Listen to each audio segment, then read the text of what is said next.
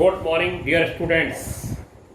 बच्चों हम लोग 15.5 एक्सरसाइज से आगे 15.6 एक्सरसाइज के लिए काम कर रहे थे, जिसमें हमने 15.29 पेज पर एक क्वेश्चन एग्जाम्पल नंबर 13 देखे। और बच्चों एग्जाम्पल नंबर 13 में यह कहा गया है कि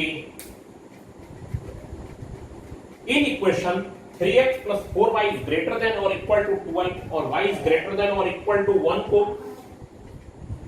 डायग्राम की मदद से सॉल्व करना है। मतलब इसका सॉल्यूशन सेट डायग्राम मतलब ग्राफ पेपर पे बताना है। लेकिन हम आपको बार बार बता रहे हैं कि जरूरी नहीं है कि आप ग्राफ पेपर बनाएं।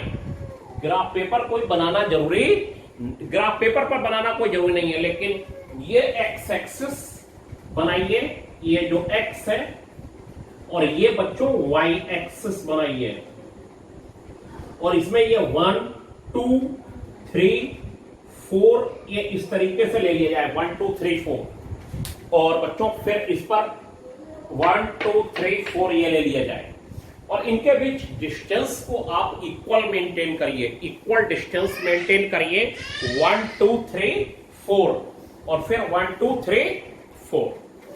ठीक है, क्योंकि आप और आगे 5 6 7 5 6 7 और अपने कॉपी पर बना सकते हैं।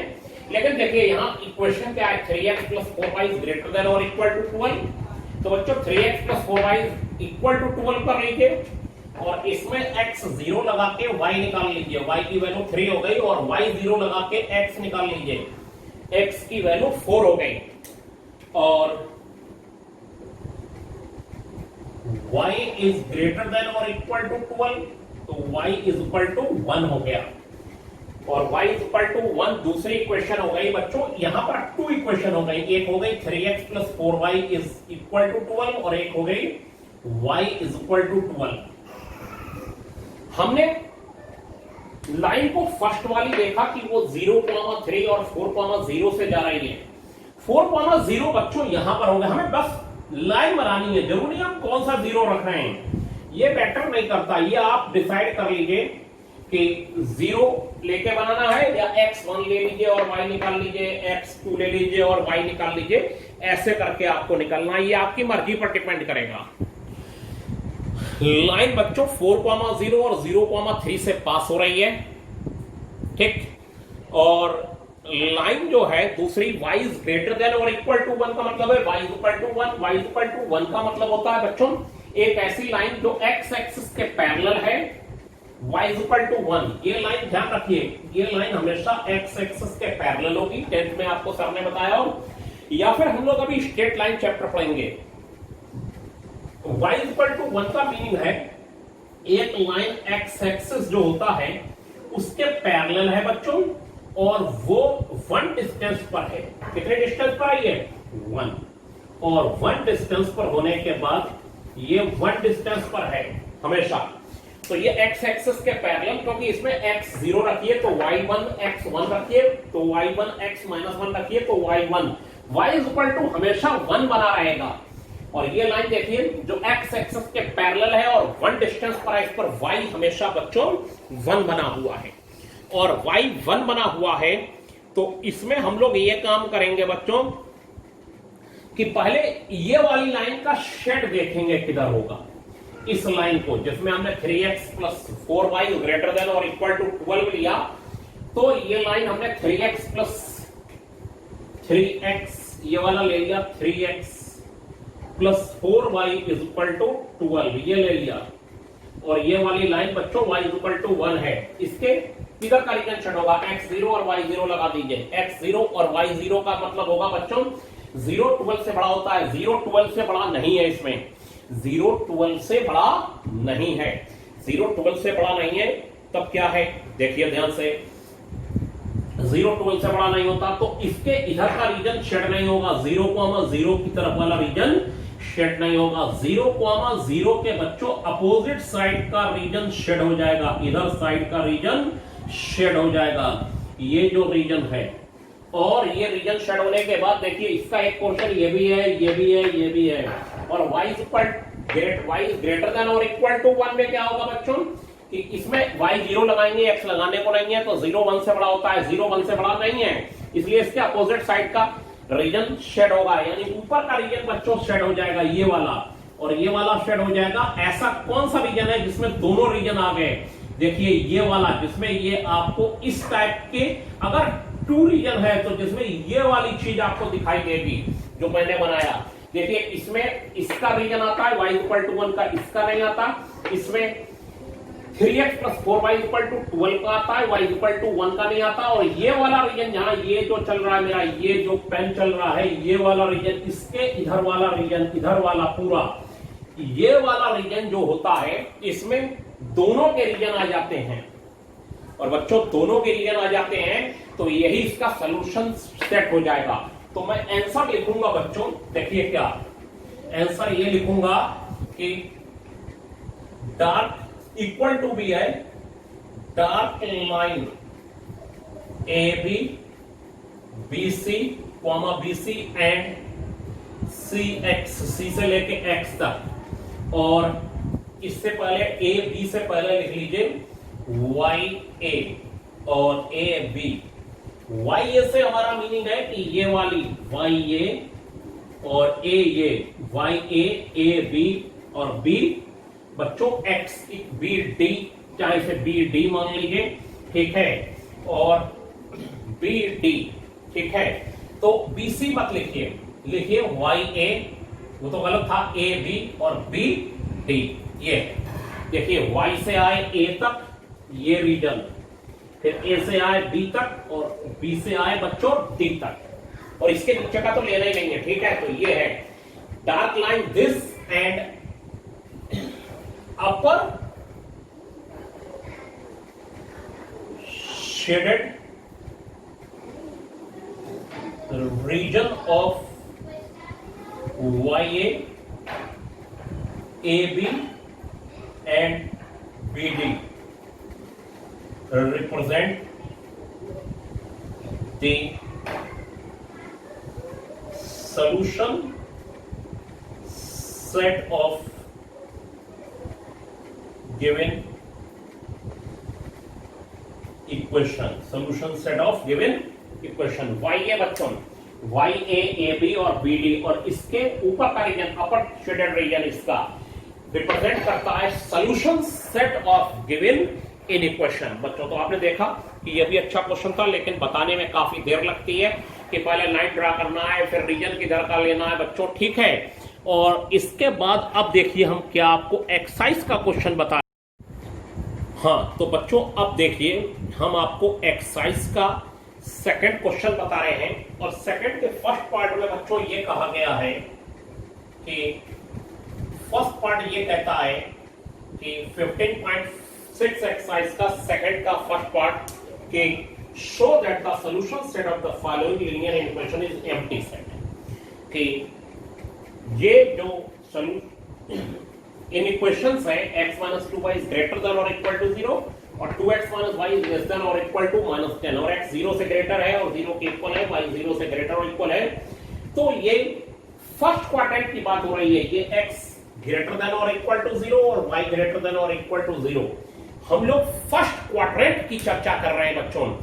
हम लोगों को सेकंड क्वाड्रेंट में क्या हुआ, थर्ड में क्या हुआ, फोर्थ में क्या हुआ, ये बिल्कुल भी नहीं देखना है। अब हम लोग x - 2y इक्वल टू 0 लगाते हैं तो बच्चों x 0 तो y 0 हो गया, और x 2 आया जब y 1 लगा दिया, x के वैल्यू 2 आ गई जब y बच्चों 1 हो गया। इसमें बच्चों x 0 तो y 2 हो गया, और y 0 लगा के x -1 हो गया। मतलब हम लोग हर लाइन के लिए 2 कोऑर्डिनेट निकाल लेते हैं। फर्स्ट में ये हो जाता है x 0 तो y 0, y 0 तो x 0, वरना मैक्सिमम में हम ये काम करते हैं x 0 तो y निकाल लेते हैं और y 0 तो x निकाल लेते हैं।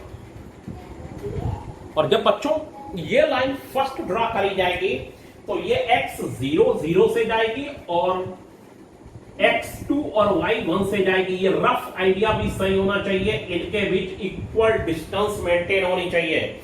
और बच्चों फर्स्ट लाइन के लिए इसके इधर का रीजन शेड करा जाएगा, इधर का क्यों करा जाएगा जरा बताइए इधर का रीजन, क्योंकि x0 और y0 लगाएंगे तो इसमें कोई भी बात हमको नहीं पता चलेगी। और हमने कहा जो लाइन 0,0 से जा रही है उसमें इधर के एक पॉइंट पे कोऑर्डिनेट पुट कर दीजिए, 1,0 लगा दीजिए, x1 और y0, x1 लगा दिया और y0 लगा दिया। 1 0 से बड़ा होता है, 1 0 से ग्रेटर होता है, इसका मतलब 1,0 इसको सेटिस्फाई करता है, यानी इधर का रीजन इसको सेटिस्फाई करता है 1,0 बच्चों, इधर का रीजन। तो इधर के रीजन इसका सेट नहीं होगा। ये लाइन का नाम है x - 2y = 0। और दूसरी लाइन है बच्चों 2x - y, 2x - y = -2। इसके बच्चों इधर का रीजन सेट होगा x0 तो y0 लगा दिया, और 0 - 2 से बड़ा होता है, यहां छोटा आ रहा है, इसलिए इसके 0,0 इधर का रीजन सेट नहीं करा जाएगा, इसके दूसरे साइड का रीजन सेट कर दिया जाएगा बच्चों। तो फिर आप देखें फर्स्ट क्वाड्रेंट में दोनों में कोई कॉमन रीजन नहीं आया, इसका शेड और इसका शेड आपस में नहीं मिला, तो हम कह देंगे given equation has the solution set. जो इसका लिखा जाएगा वो लिखा जाएगा empty set. Solution set of given equation is empty set.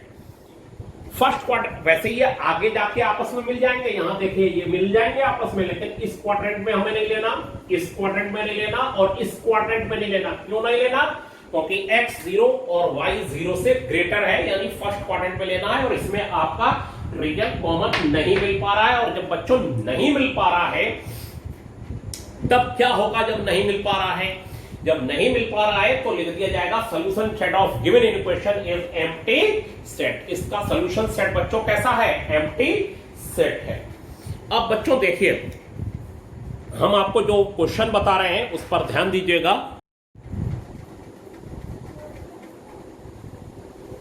हाँ, तो बच्चों जो थर्ड एक्सरसाइज का क्वेश्चन है उसमें कहा गया है find the linear inequations for which the shaded area in 15.41 is the solution set. Draw the diagram of solution set of the linear inequations. तो बच्चों ये है एक इनइक्वेशन 3x + 2y = 3। ये इनइक्वेशन है, यहां इक्वल टू लगाया, अभी ये इक्वेशन है x - 2y = 2, 4x + 6y = 24, ये वाली लाइन, 2x + 3y = 6, ये वाली लाइन, और इसके ये अंदर वाला रीजन शेड है बच्चों, और अंदर वाला रीजन शेड है।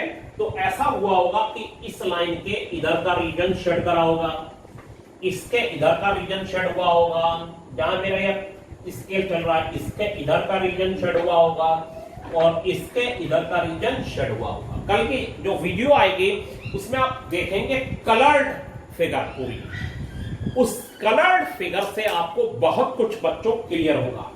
कलर उसमें होंगे डिफरेंट कलर। तो बच्चों क्या होगा कि -3x + 2y = 3 है। तो ये सब 4 की 4 इक्वेशन है। फिगर देख के आपको इन इक्वेशन में इसे चेंज करना है, मतलब इसकी इन इक्वेशन क्या थी वो बताना है, इसकी इन इक्वेशन क्या थी। अब बच्चों ये बताइए, अगर नहीं समझ में आए तो आप मुझे जरूर फोन करके बताइएगा। -3x + 2y = 3 है, इसके इधर का रीजन शेड हुआ होगा तभी ये पोर्शन कॉमन बना होगा। इधर का मतलब है 0,0 के तरफ वाला रीजन शेड हुआ होगा, इसके 0,0 की तरफ वाला रीजन शेड हुआ होगा बच्चों। तो इधर मैंने -3x + 2y ≤ 3 लगा दिया। <3 लगाने का मीनिंग है बच्चों कि 0,0 ने इसे सेटिस्फाई किया है, 0 और y0 लगाया, 0 <3 होता है बच्चों। और अगर मैं इसे ये लिख देता -3x + 2y ≥ 3, तो इसका मतलब है 0,0 इसको सेटिस्फाई नहीं करता, 0 3 से बड़ा नहीं होता।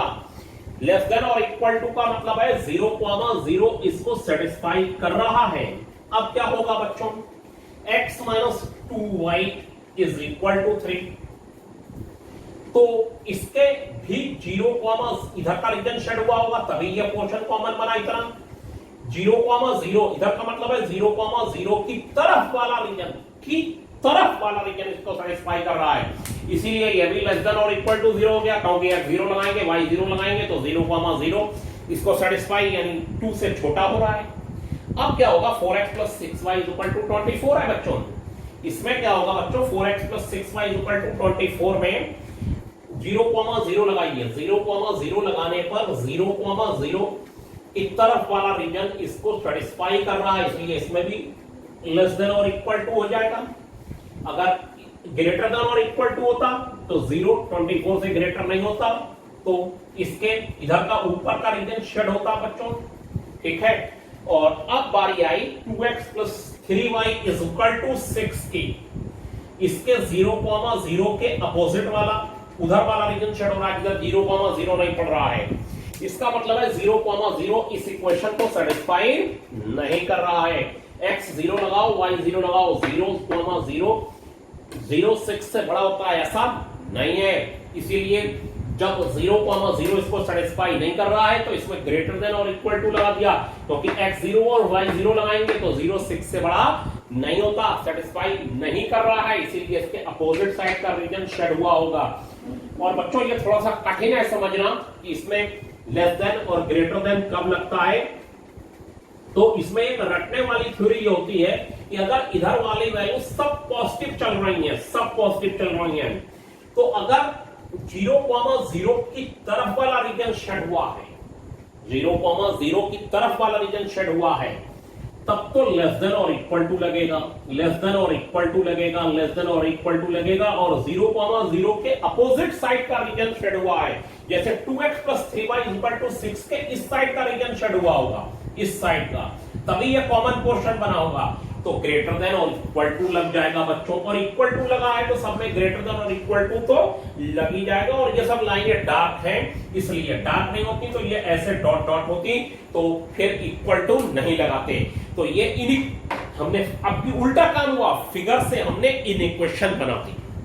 अब बच्चों जो नेक्स्ट वीडियो आएगा उसमें मैं सबका एक निचोड़ बना दूंगा, पूरे सब चैप्टर, ये जो ग्राफिकल मेथड है इसका, उसमें कलर्ड फिगर आपको बना के कोशिश करूंगा समझाने की। हो सकता है आपको और अच्छे से एक बार समझ में आ जाए, उसे ध्यान से देखिएगा। तो बच्चों आज के लिए इतना ही, थैंक यू।